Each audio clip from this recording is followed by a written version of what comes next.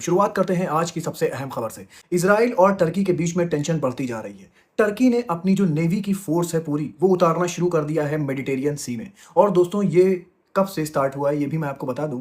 Syria में जो एक मिलिट्री बेस है अल दोहर मिलिट्री बेस, वहां पर कुछ दिन पहले बिना वार्निंग के इजराइल ने एक स्ट्राइक कर दिया। एक के बाद एक 8 स्ट्राइक किया वहां पर। और इजराइल ने इसका रीजन बताया कि टर्की अपना डोमिनेंस बढ़ाता जा रहा है और हमने इस बात के लिए सीरिया को वार्निंग भी दिया था, लेकिन सीरिया इस वार्निंग को मान नहीं रहा है, इस वजह से हमला किया है हमने।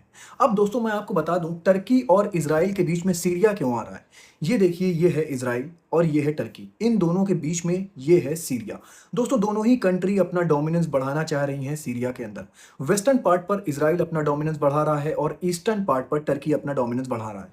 दोस्तों इसी के चलते मैं आपको बता दूं टर्की अब जो सीरिया की फोर्स है उनको भी ट्रेन कर रहा है। इजराइल ने कहा कि हमको सिक्योरिटी थ्रेट्स हैं जो टर्की लगातार अपना डोमिनेंस बढ़ा रहा है सीरिया के अंदर, और इसी के चलते हमने अटैक किया है सीरियन एयरबेस पर। तो मैं आपको बता दूं टर्की को इजराइल कहता है सेकंड ईरान, और इजराइल ये बात जानता है कि टर्की ईरान से कहीं ज़्यादा मजबूत है। टर्की की नेवी बहुत ज़्यादा मजबूत है, टर्की की फोर्स बहुत ज़्यादा मजबूत है, टर्की के पास अपने फ्रिगेट्स हैं, उनके फाइटर जेट्स हैं, कान फाइटर जेट्स टर्की का ज़बरदस्त है। इसी के साथ टर्की की जो आर्मी है वो भी बहुत ज़्यादा मजबूत है। इसीलिए जो इजराइल है उसको लग रहा है कि ईरान से भी ज़्यादा बड़ा अगर कोई ख़तरा है मिडिल ईस्ट में तो वो है टर्की। इसलिए इजराइल सीरिया के अंदर टर्की का डोमिनेंस बर्दाश्त नहीं कर रहा है कि हो सकता है कि टर्की और इजराइल के बीच में आप देखें आने वाले दिनों में डायरेक्ट क्लैशेस भी हो सकते हैं। जिस हिसाब से दोनों कंट्रीज अपनी फोर्सेस बढ़ाती जा रही हैं, इस हिसाब से टर्की अपनी फोर्स को मेडिटेरियन सी में बढ़ाता जा रहा है और देखा जा रहा है कि सीरिया के अंदर भी टर्की अपने हैवी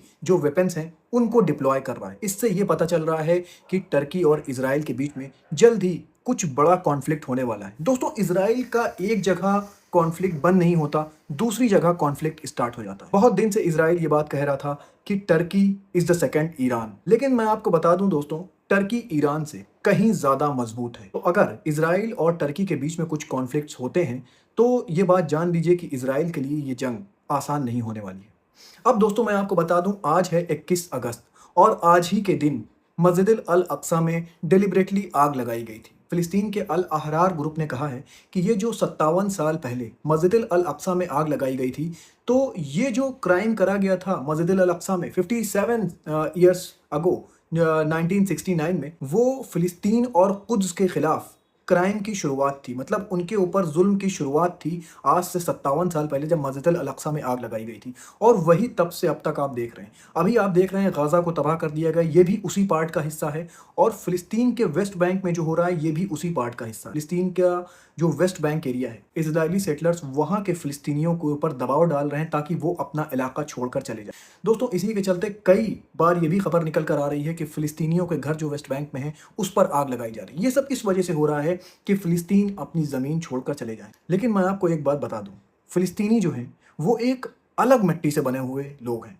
गाज़ा के ऊपर इतना तशद्दुद हुआ, यहाँ तक कि इजराइल ने उनको ऑप्शन दिया कि आप जो है बाहर जा सकते हैं, लेकिन उसके बावजूद गाज़ा के लोगों ने कहा कि हम अपनी ज़मीन को नहीं छोड़ेंगे। यही अब फ़िलिस्तीन के वेस्ट बैंक में हो रहा है। वेस्ट बैंक में वहाँ के लोगों के ऊपर दबाव डाला जा रहा है कि वो अपनी ज़मीनें, अपने घर छोड़ दें और वहाँ पे एक इजराइल का सेटलमेंट बसाया जाए, वहाँ पे इजराइल के लोगों को बसाया जाए। लेकिन वेस्ट बैंक के लोग भी गाज़ा की तरह हैं जो अपनी ज़मीनों को छोड़ नहीं रहे।